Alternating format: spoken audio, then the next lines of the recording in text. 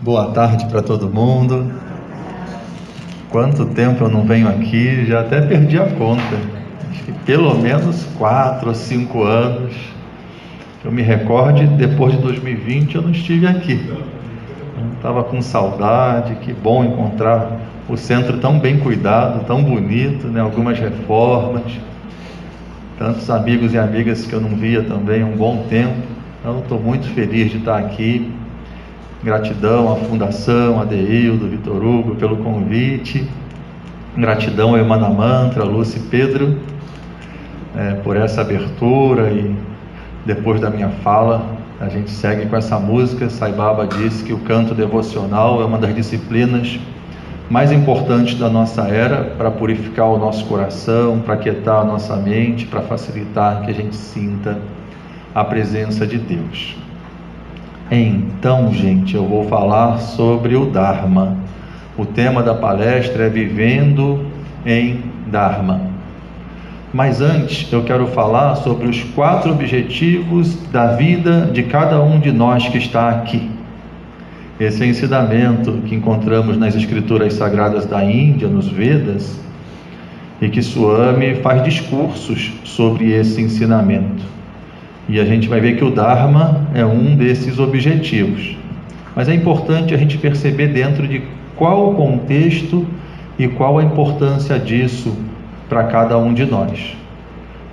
Quais são os 4 objetivos das nossas vidas? Porque às vezes nós falamos da vida humana e isso fica num outro plano, mas são nossos objetivos essenciais.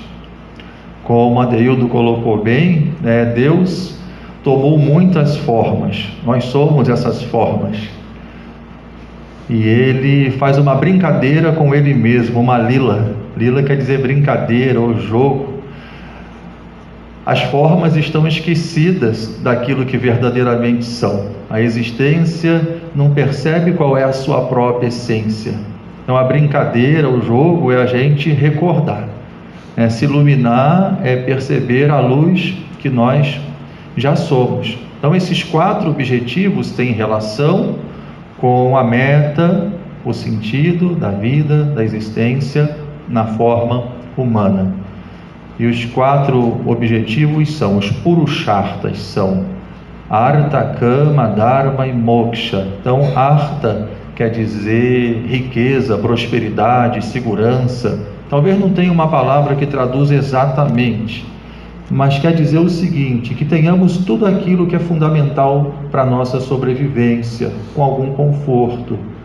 Então, moradia, vestimenta, alimentação, segurança em relação ao local que a gente mora, os locais que nós frequentamos. Segurança, eu poderia dizer até para sobreviver num primeiro momento. A gente não sobrevive exposto ao tempo, sem alimento, sem recurso para cuidar da saúde. Aqui, certamente, ninguém se preocuparia com absolutamente nada se tivesse faltando uma dessas coisas. Antes de me preocupar com qualquer coisa que seja, eu me ocupo antes de conquistar isso. Um local para morar, que eu possa me alimentar, me vestir, que eu me sinta seguro. Então esse é o primeiro objetivo da vida humana, é um objetivo instintivo, inclusive. Ninguém precisa aprender isso vale para todos os animais também. Cada um dentro das suas necessidades também busca Artha. Logo em seguida, Kama. Kama já tem uma tradução mais direta, que tem o descanso merecido às vezes. Olha, hoje eu vou no restaurante, eu vou visitar alguém, a pessoa inclusive é especialista em preparar determinados pratos. Então eu estou com desejo de comer algo mais saboroso, um dia que eu não tenha trabalho, está tudo certo. Eu posso desejar visitar uma outra cidade, para isso eu vou me hospedar num hotel, está perfeito. Eu tenho a minha casa, é Artha, eu preciso dela, mas posso visitar outros locais, conhecer outros lugares diferentes da minha cidade, do meu país, e me hospedar num local que seja legal. Não tem nada de errado com Kama, é natural do ser humano buscar esse conforto, buscar essa alegria. Mas tem um desde que. É natural que eu busque segurança, é natural que eu realize os meus desejos saudáveis, desde que norteado pelo Dharma. Desde que norteado pelo Dharma. O que significa Dharma? Nesse momento eu vou traduzir como ação correta, desde que agindo corretamente, agindo honestamente. Então eu obtenho a minha segurança e realizo os meus desejos saudáveis norteado pelo Dharma. Eu não estou enganando ninguém, eu não estou explorando ninguém, eu não estou prejudicando ninguém. Eu ajo honestamente. Aí está tudo certo. Eu estou vivendo a minha humanidade de maneira saudável, correta. O quarto objetivo da vida humana é o que vai caracterizar um praticante espiritual. O quarto objetivo da vida humana é moksha. Moksha quer dizer liberação. Liberação da ilusão. Liberação do engano. E o nosso maior engano é acreditarmos que somos essa mente e esse corpo. E vivemos para a mente e para o corpo, nos esquecendo totalmente que em verdade somos o ser espiritual que toma todas essas formas, que recebem todos esses nomes. Então aqui tem Carlos Henrique, Tati, Adeildo, Lúcia e assim por diante. A impressão que nós temos que somos muitos, que somos separados uns dos outros, que somos mortais, que somos limitados. Sai Baba diz assim: vocês são encarnações de força, não de fraqueza. Vocês são o mesmo que eu sou. A diferença é que eu estou consciente daquilo que eu sou, enquanto vocês estão inconscientes. Então, moksha é a liberação dessa ilusão, dessa impressão equivocada. Mas a palavra-chave para a gente encontrar uma vida feliz e pacífica na condição humana e conseguir transcender a condição humana para se perceber na condição divina é Dharma. E é sobre isso que eu vim falar para vocês hoje. Porque o Dharma, ele viabiliza uma convivência fraterna entre os seres humanos. Me vem à mente falar sobre os 5 yamas de Patanjali. Sai Baba, no livro Sadhana, ele comenta esses 5. É o início dos 8 membros do yoga, né? O yoga como método para a gente atingir yoga, união com Deus, ou despertar da consciência da unidade em Deus, é um método com 8 membros. E o primeiro são os 5 yamas: não ser violento, não mentir, não roubar, não acumular e cuidar bem da conduta sexual, que ela seja saudável, moderada e saudável. Aí eu peço que vocês façam uma reflexão de 10 segundos. Somos hoje aproximadamente 8 bilhões de seres humanos na Terra. Imaginem se todos nós fizermos esses votos, independente da religião, independente de termos ou não religião. Não ser violento, não mentir, não roubar, não acumular e ter a conduta sexual saudável. Cadê os problemas no planeta Terra? Se a gente procurar os problemas, quase todos têm origem na pessoa violenta, na pessoa que falta com a verdade, na pessoa que rouba, na pessoa que acumula, isso é, não se satisfaz com aquilo que é necessário, né, para uma vida feliz, que é sempre mais. Em relação à conduta sexual, infelizmente a gente vê tantos desvios e tanta violência a partir dessa falta de controle. Então imaginem uma humanidade que faz esses votos, independente de religião. O Sai Baba disse que viver a partir desses votos é nada mais, nada menos que uma vida com bom senso. Uma vida com bom senso. Porque tudo aquilo que nós mais desejamos enquanto seres humanos, é paz e felicidade, e está nas nossas mãos. Eu gosto muito de repetir esse discurso, esse ensinamento de Patanjali, que Sai Baba comenta e aprofunda para a gente, porque está nas nossas mãos, está muito pertinho. Mesmo se não tivéssemos religião alguma sobre a face da Terra, nós podemos chamar esses 5 votos de ética. Ética, que vem do grego ethos, que tem como um dos seus significados morada comum. Então, uma vida ética possibilita que tenhamos uma convivência fraterna nessa morada comum, que é o nosso planeta. Então, o Dharma facilita uma convivência fraterna entre nós, a paz e a felicidade. Mas, mesmo se nós, 8 bilhões de seres humanos, agíssemos de forma dármica, tem 3 tipos de sofrimento que nós ainda não evitaríamos, que são envelhecimento, adoecimento e morte. Por mais honesto que eu seja, por mais correto que eu seja, é natural esse processo do corpo estar envelhecendo, o corpo pode adoecer e o corpo vai morrer. Se eu acho que eu sou o corpo, e se eu vejo as pessoas que eu amo como sendo apenas o corpo que eu amo e sou apegado, eu sofro. Em algum grau eu sofro. Tem gente que lida melhor, tem gente que lida pior com essa questão. Mas o destemido é aquele que atingiu moksha.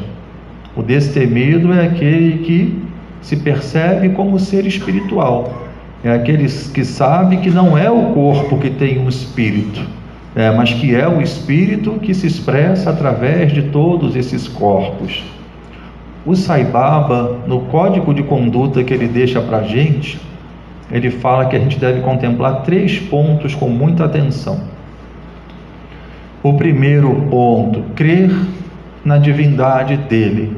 E como Adeildo colocou muito bem, essa casa é uma casa que vê todos os nomes de Deus como nomes igualmente belos, igualmente importantes, igualmente válidos para que a gente consiga voltar para casa. Então, se aqui tem cristãos, se aqui tem budistas, devotos de Yogananda e de Krishna, eu estou falando crer na divindade de Sai Baba ou crer na divindade do seu mestre. Quando a gente não crê na divindade de um Sadguru, de um guru verdadeiro, como Jesus, por exemplo, a gente está negando a possibilidade da divindade na gente, a gente não se dá conta disso. Então, Swami Vivekananda, um dos maiores mestres que já pisou nesse planeta, ele diz: a melhor forma de adorar a Deus é através de um guru. E é a forma mais desafiadora, porque é muito cômodo adorar um Deus que a nossa mente cria. Aí quando a gente está com um pouquinho de preguiça, a gente também inventa uma desculpa, uma justificativa, para não agir de acordo com o Dharma. Vocês já vão entender essa minha associação do guru com o Dharma. Mas quando eu adoro a Deus através de um guru, eu não posso fugir da orientação dele, e a orientação dele vai me manter na direção do Dharma, além de não deixar a minha mente me pregar uma peça a partir da minha imaginação. Então, primeiro ponto, reconhecer a divindade do Guru. Segundo ponto, reconhecer que nós somos potencialmente divinos. Nós somos essencialmente divinos e podemos despertar, atualizar essa potência. E o terceiro ponto, eu coloco como mais importante para a gente. Isso pode ser feito aqui e agora. Quando eu digo aqui e agora, não entendam como nessa vida. Eu estou falando aqui e agora, nesse instante. Nesse instante. Porque essa vida toda acontece nesse instante. Não acontece nada fora desse instante. Então, quando eu digo, vai ser quando eu estiver mais preparado, mais maduro. Tem gente que diz até numa próxima vida. É nesse instante. A gente não deve criar nenhuma ansiedade, nem uma autocobrança desmedida, mas é uma abertura permanente, é uma abertura permanente, com fé no Guru e com fé em si próprio. O Sai Baba disse que o primeiro passo para confiar em Deus é confiar em si próprio. E confiar em si próprio não é diferente de confiar em Deus. O Sai Baba disse que um guru corresponde a um dedo apontando para o nosso próprio coração. Se eu quiser mostrar para vocês o relógio, olha, tem um relógio lá atrás na parede, aí apontei o relógio, vocês viram o relógio, eu posso tirar o dedo. Repararam como essa planta aqui é bonita? Essa aqui que eu estou falando, eu apontei e vocês olharam. O guru está apontando para dentro, ele está apontando para dentro da gente. Em algum momento, quando a gente consegue voltar a atenção para dentro, se perceber como essência, sabemos que não somos diferentes, não somos separados do Guru. Então eu gostaria de, a partir de agora, eu vou falar sobre o Dharma numa outra direção. Eu primeiro falei sobre o Dharma como algo que viabiliza uma convivência fraterna entre nós seres humanos e minimiza radicalmente o nosso sofrimento aqui na Terra. Mas disse também que o Dharma não resolve 3 questões: envelhecimento, adoecimento e morte. Daí a gente lembra do Guru. O Guru é aquele que vive num estado de moksha, ele vive liberado, ele é um liberto, ele é um acordado. Adeildo colocou muito bem a questão do sonho. O Guru é alguém que está acordado aqui, ele não está sonhando que é um corpo, ele não está sonhando que é esse corpo de pensamentos, ele não está vendo esse mundo percebido como através dos 5 sentidos como a única realidade, mas como parte ínfima e passageira e transitória da realidade. Então, o que é Dharma? O que é Dharma? Essa palavra, ela tem muitas traduções, ela tem muitos significados, mas todos se encontram, porque senão teriam que ter muitos nomes. E eu gostaria de trazer 3 para vocês. Uma das traduções para Dharma: Dharma é aquilo que sustenta. Dharma é aquilo que sustenta. Aquilo que sustenta o quê? Todo o cosmos. Cosmos quer dizer ordem. Todo o universo é sustentado por uma consciência cósmica. Uma consciência cósmica. Tem uma consciência que permeia tudo, que está em tudo e mantém tudo em ordem. A física percebe isso no campo material, existem as leis da física. No campo espiritual, nós ouvimos em muitas tradições leis espirituais. Uma das traduções para Dharma é lei. Então são as leis que sustentam todo o cosmos. Quando a gente olha, por exemplo, para o nosso planeta em relação ao Sol, já é algo extraordinário. O planeta girando em torno do próprio eixo, fazendo um movimento também circular em volta do Sol. A partir daí nós temos noite, dia, nós temos as estações do ano, e a gente sabe da importância disso tudo para as marés, para as colheitas e tudo mais. A gente sabe que se mudar 1 centímetro tudo vai por água abaixo. Então Dharma, as leis universais, as leis que mantêm o universo em ordem. A gente pode falar que nesse sentido é a consciência divina, a consciência cósmica, a consciência divina operando através das suas leis. Quem é um iluminado? Um iluminado é aquele que deixou a identificação com corpo e mente e se religou, se recordou que é essa consciência plena, essa consciência divina. Então acessa o Dharma de forma direta. A partir daí, tudo que essa pessoa fala, tudo que essa pessoa ensina, se chama Dharma.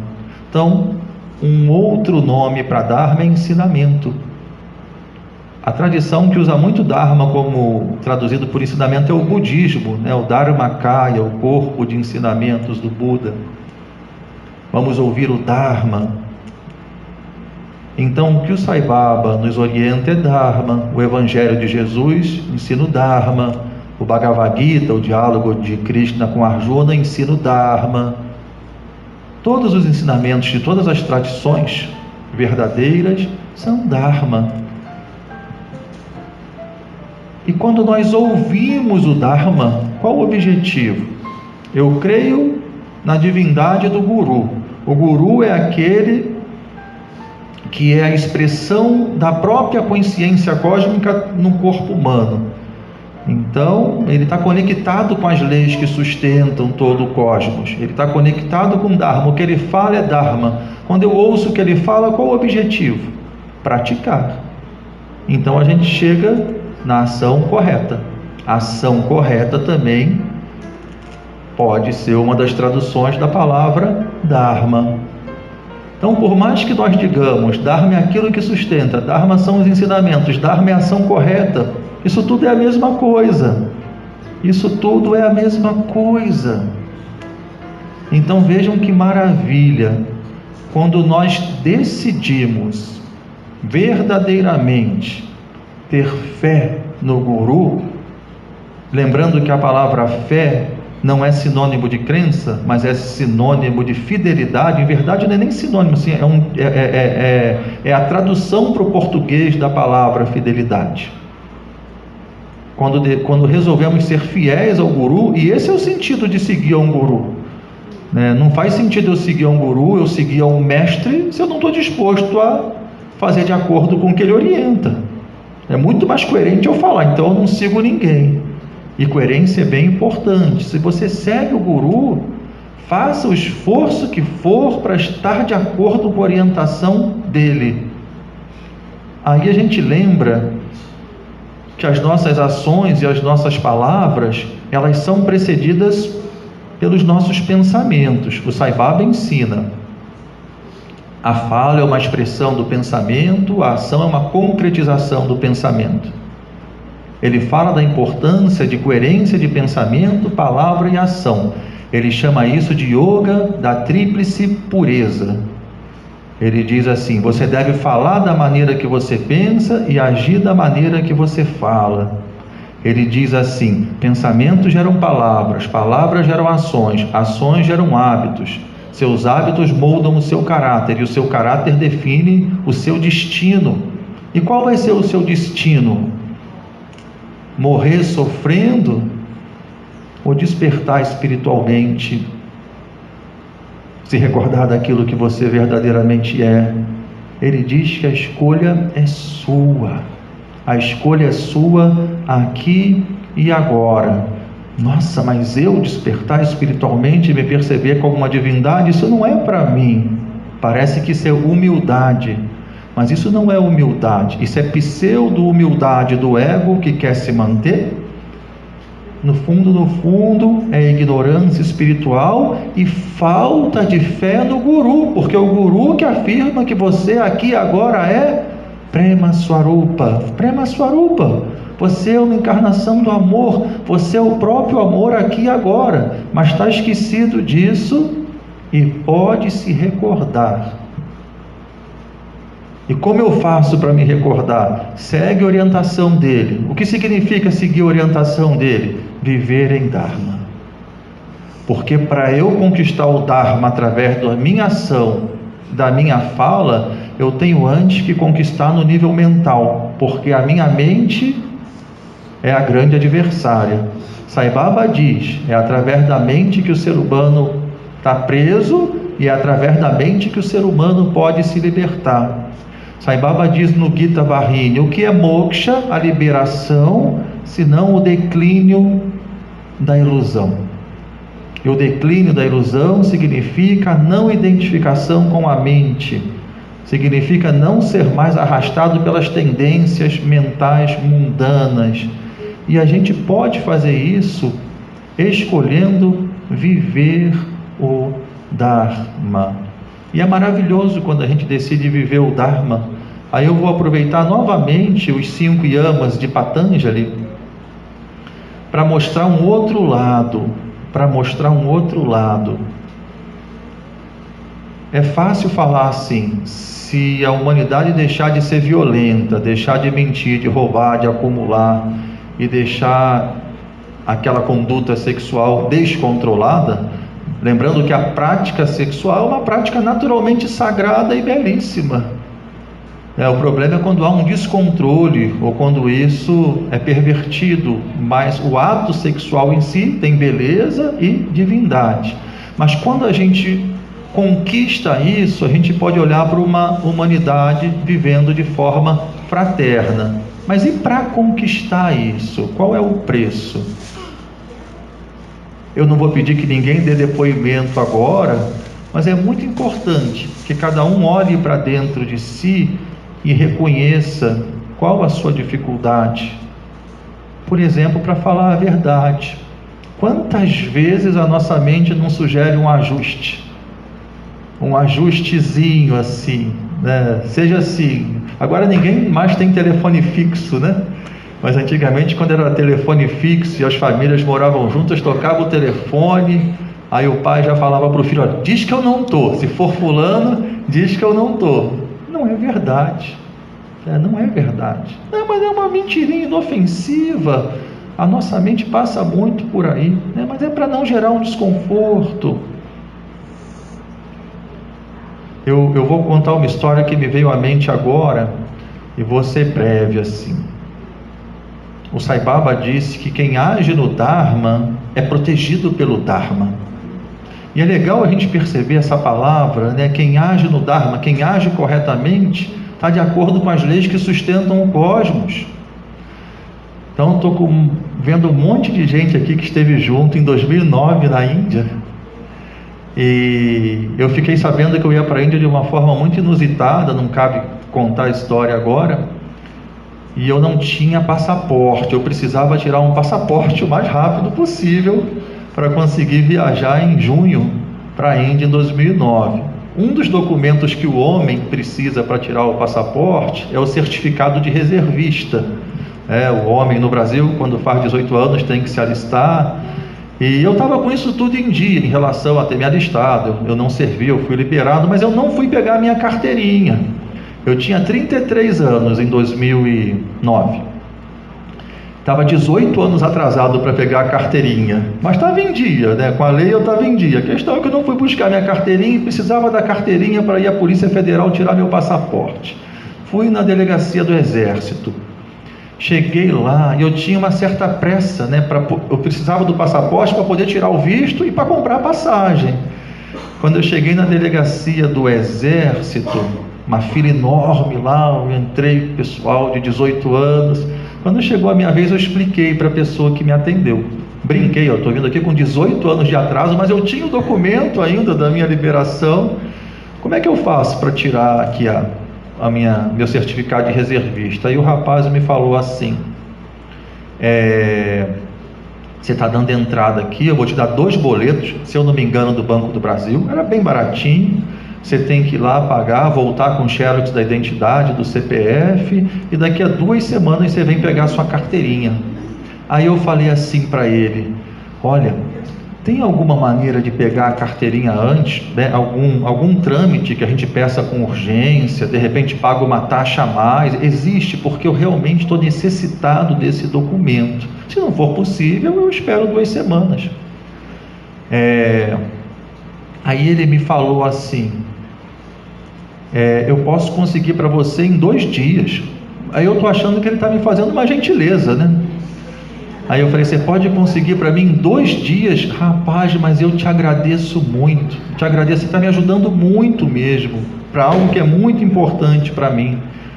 Mas ainda assim você tem que ir lá pagar no Banco do Brasil. Eu falei: não, tá perfeito, me dá os boletos aqui, vou voltar com o documento. Ele me deu uma ficha para preencher também.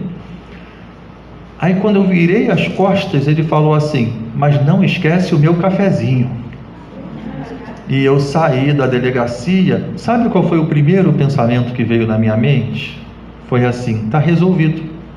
Eu dou 20 reais para ele e está resolvido. Não tem problema nenhum, adianto o meu lado. Aí a gente lembra do código de conduta que Sai Baba nos ensina: não dê nem não suborne, né? Não tente subornar alguém ou aceite suborno em hipótese alguma. Dharma. Mas primeiro vem um pensamento que desalinha. 20 reais, está resolvido. Não estou prejudicando ninguém no final das contas. será que eu não estou prejudicando ninguém? Além de estar prejudicando o Carlos Henrique, porque eu estou me desconectando da verdade, Deus é a verdade, eu estou prejudicando esse homem na medida que eu permito que ele siga na desonestidade. Enfim, fui no Banco do Brasil, paguei os boletos, preenchi a ficha, voltei, entrei na fila. Quando eu entrei na fila, ele chegou numa janela lá, me viu, vem cá. Eu não achei errado, porque eu já tinha ficado na fila, achei justo. Por isso eu fui lá para o primeiro. Ele, entra aqui na repartição. Aí sentei do lado dele, na mesa dele. Aí eu falei, olha, peguei um envelope, dei na mão dele. Ele abriu o envelope, viu a ficha preenchida, os 2 boletos pagos, a xerox dos meus documentos e ficou em silêncio. Aí eu fiquei em silêncio. Eu confesso que eu estava nervoso. Aí ele falou assim, meu cafezinho. Aí eu falei assim para ele, mas nesse momento eu senti que sua me falou através da minha boca que eu não falaria isso. Meu amigo, a minha pressa para tirar esse documento é que eu vou para a Índia encontrar meu guru e ele não aprovaria isso de jeito nenhum. Ele ficou perplexo. Pode ir embora. Eu falei, tá bom, mas em quanto tempo eu consigo o meu documento? Eu não te falei, são 2 semanas. Tá ótimo. Eu saí dali com o coração em paz, porque eu preferia não ir para a Índia ver o corpo físico do Sai Baba e continuar em conexão com o Sai Baba, que é a verdade, aqui no meu coração, em paz. Não consegui dormir essa noite. Vinham pensamentos que ele não ia facilitar o meu documento, que eu ia chegar lá em 2 semanas e o documento não ia estar lá. Nessa época eu dava aula também no SESC, eu era técnico de basquete do SESC. E o SESC fazia muita parceria com o Exército, organizava as corridas de rua do Exército. Aí eu fui conversar com o diretor do SESC, eu telefonei para o diretor do SESC, e foi ele que atendeu, era sempre a secretária que atendia. Aí eu falei assim para ele, olha, eu não contei essa história para ele não, só falei assim, eu preciso tirar um documento no Exército, e eu tenho pressa desse documento. Eu fui lá ontem e o prazo é de 2 semanas, mas eu queria saber se de alguma maneira legal, alguém poderia, de forma gentil e correta, me facilitar isso. Aí ele me falou assim, eu vou te dar o telefone, se eu não me engano, de um sargento, do sargento tal. E não, melhor, ele vai te ligar. Eu já até estranhei, falei, nossa, ele vai me ligar? Aí esse sargento ou tenente me ligou. Ouviu a minha história, eu preciso ir para a Índia, preciso tirar o passaporte, preciso do certificado. E ele me disse assim, eu vou te dar o telefone de uma moça do quartel tal, liga para ela. Sim, eu fiz, liguei para ela. Quando eu liguei para ela, ela falou assim, esqueci se era tenente ou sargento, mas ele já me ligou, tá tudo certinho, eu estou tentando falar com a delegacia para adiantarem para você, porque não nos custa nada. Foi o que ela falou, não nos custa nada, é só o delegado assinar a carteirinha, e se tem alguém com urgência, por que não fazer? Uma gentileza. Eu falei, ai que ótimo. Aí quebrou o telefone da delegacia, ela não conseguia falar. Aí ela me falou assim, faz o seguinte então, vem aqui no quartel que eu trabalho e tira esse documento aqui, aí você vai ter que dar entrada de novo, pagar no Banco do Brasil de novo. Aí eu disse assim, mas aí eu vou dar entrada 2 vezes no mesmo documento, isso não pode me dar um problema, né? Na hora que cruzarem informação. Ela falou, se der um problema eu posso explicar. Eu falei, não, mas a senhora acha que esse é o mais correto? Aí ela falou, correto, né? Dar entrada pela 2ª vez no mesmo documento, eu não sei se dizer se é não. Eu falei, então eu não quero. Eu agradeço a sua boa vontade, mas eu espero 2 semanas. Aí ela falou assim, você pode me ligar daqui a uns 10, 15 minutos? Falei, posso. Liguei 15 minutos depois, ela disse o seguinte, meu filho, telefonei para o delegado lá do lugar que você foi, ele falou que vai voltar agora na delegacia, ela ligou para o celular dele, e vai assinar o seu documento. mas você tem que conseguir chegar lá em 15, 20 minutos. Eu consigo. Fui correndo, cheguei na delegacia, é uma delegacia do Exército que fecha 1h da tarde, uma coisa assim, pelo menos era assim há bons anos atrás. Cheguei lá na delegacia, entrei, a delegacia fechou. Aí eu fui na secretaria, a secretária me falou assim: não, espera sentado aqui, o delegado falou que está voltando, só que ele vai demorar um pouco. Eu falei, por quê? Ele está voltando de Angra, o sujeito voltou de Angra para assinar minha carteira. E na outra sala lá, estava o rapaz que tinha me pedido o cafezinho. Eu estava doido para não vê-lo. Aí chega o delegado fala assim comigo: perdão pelo tempo que eu te fiz esperar, mas eu não posso negar um pedido. Aí falou o nome da moça lá: eu não posso negar um pedido de fulana, e eu vim aqui para assinar a sua carteirinha. Eu falei: pô, eu te agradeço muito a gentileza, é algo importante para mim mesmo, mas faz o seguinte, entra na outra sala ali que eu vou mandar o rapaz marcar as suas digitais. Adivinha o funcionário que ele escolheu? O homem tremia, e nessa hora, quando ele deu a ordem, ele assinou a carteira, deu a ordem e foi embora. Ele foi continuar o trabalho dele. Eu escutei o rapaz falando assim: de quem ele é filho? E a resposta, né, vocês já sabem: quem age no Dharma é protegido pelo Dharma. O prazo seria de 2 semanas, com um cafezinho 2 dias, no Dharma menos de 24 horas. Então, gente, voltando no ponto, viver o Dharma, isso é agir corretamente, isso é agir de acordo com os ensinamentos espirituais, é o que purifica o nosso coração. Purificar o coração significa eliminar o egoísmo. A gente vê com clareza o egoísmo dentro da gente quando a gente resolve praticar o Dharma. É a mentirinha, é levar uma vantagem, se eu sou mais forte é falar mais alto para conseguir o que eu quero, é manipular.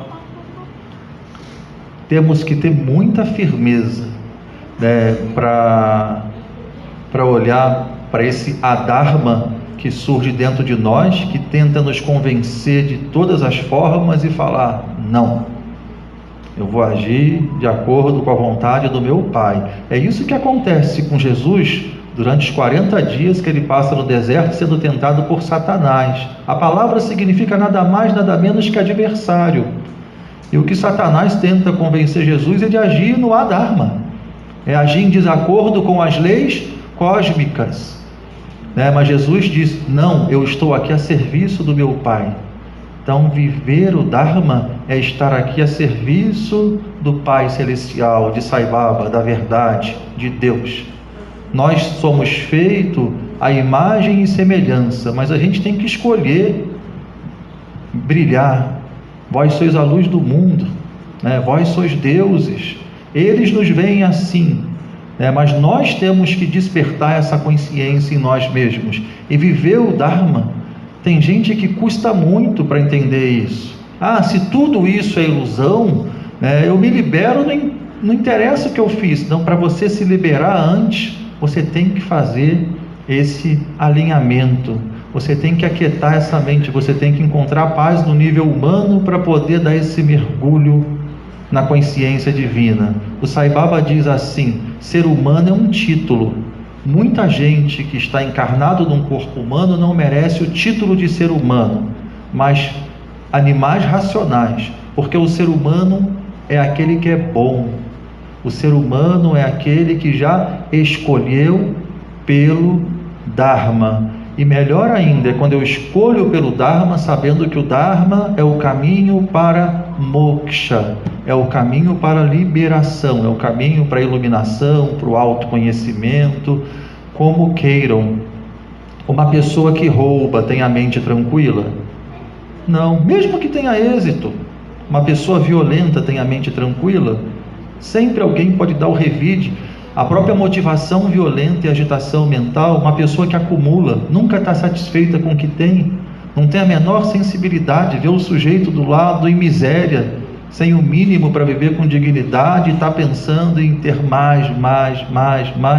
Uma pessoa que não controla a energia sexual tem a mente tranquila, a mente está sempre agitada, né? E uma mente agitada, produzindo emoções que refletem nesse corpo, impedem a visão do divino, né? Exteriorizam a atenção, engrossam o caldo da ilusão. Então a prática do Dharma, além de viabilizar a convivência fraterna entre nós seres humanos, aquieta essa mente, né? E realinha corpo, mente, alma, né? Para que a gente possa canalizar essa luz espiritual. Então Sai Baba diz para nós: Deus é amor. Deus é amor. O amor, quando se reflete através das suas mentes, ele vira verdade. Quando se reflete, se revela através das suas emoções, ele é paz. O amor, quando se revela através desse corpo, ele é Dharma, é ação correta. Finalmente, uma pessoa totalmente preenchida pelo amor é uma pessoa que revela ahimsa, não violência, que é o valor espiritual. Então, queridas e queridos, eu espero ter contribuído nesse evento tão auspicioso da Fundação Sai Baba, que tenhamos sempre os nossos corações abertos para receber a graça de Sai, e a nossa mente sempre voltada para Ele, e esse voltada para Ele, para Deus, é voltada para o Dharma, é funcionando de acordo com o Dharma. Considera o seu coração um cadeado, palavras de Sai Baba. Considera o seu coração um cadeado e a sua mente uma chave. Se você vira a chave para um lado, ela tranca, se você vira para o outro, ela abre. Se você volta a sua mente para esse mundo e vive, como a Deildo colocou no início, os prazeres transitórios que esse mundo oferece, você tranca o seu coração. Mas se você volta a sua mente para Deus e resolve viver de acordo com Deus, você abre o coração. E Sai Baba diz que a graça dele nesse instante é derramada sobre todos nós. Quanto mais abertos estiverem os nossos corações, mais nós experimentamos essa graça. Om Shri Sai Ram. Gratidão.